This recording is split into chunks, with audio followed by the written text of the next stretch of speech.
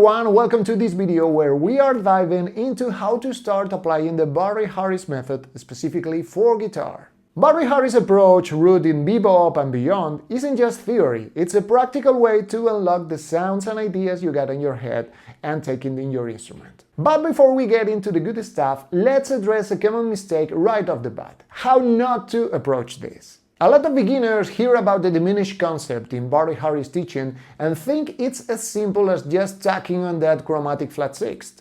But it's not exactly like that.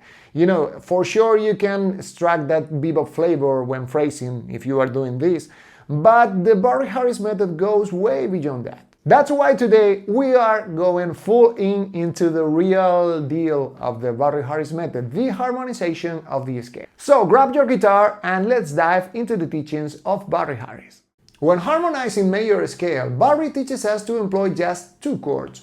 One is C major 6, which has the exact same notes as the relative minor, A minor, and the other one is the one that got all the sauce, which is a D diminished chord that we built employing that chromatic note that we added to the scale.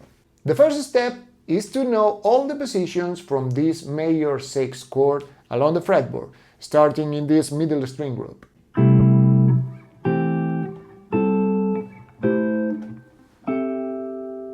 Then we add the diminished chord in the remaining notes of the scale. All together.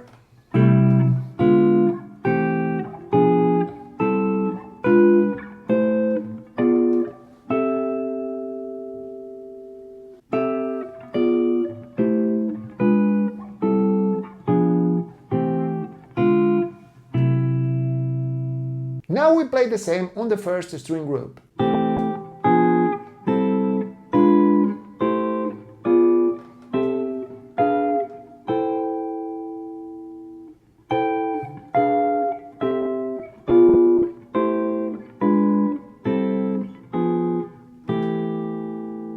And don't forget about the lower register, which is beautiful for comping and playing solo guitar.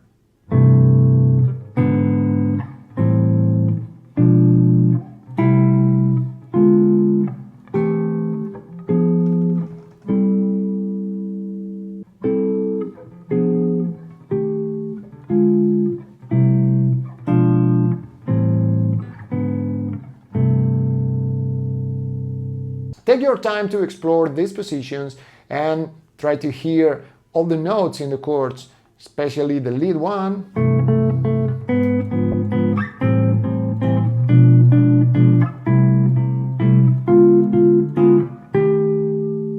Because you can harmonize a lot of standards employing this technique, and even you can compose new music and taking your leads to new territories, employing just these beautiful harmonizations.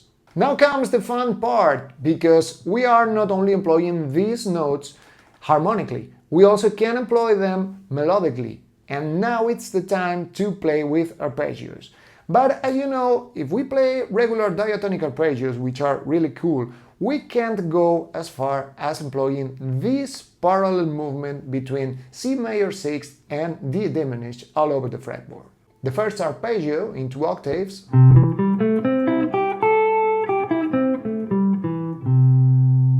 and the second one.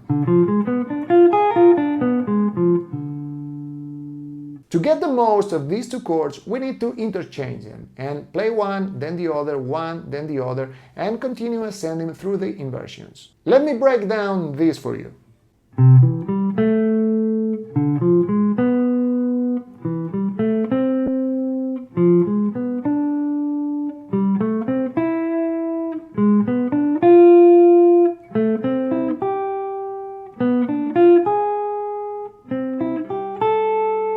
You can take things further trying to learn it in different string groups, just the same way as we did with the inversions. Just the arpeggio,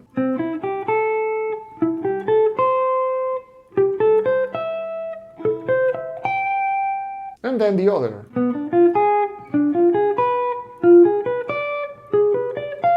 And then both together.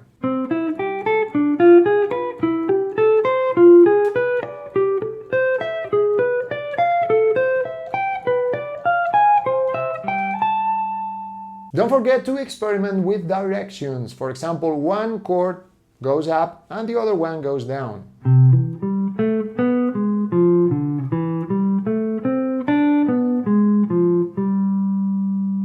As you can see, this is a very flexible method of learning scales, inversions, and mixing all together in a very organic way. As you can see, this is a very flexible method to learn scales and to map the fretboard and to do all the connections that will make your sound idiomatic when you are playing jazz. So, that's my advice for today. Thank you very much for watching. Hope you enjoyed this video. And remember, you got all the PDFs available on my website for free. So check them out. See you in the next one.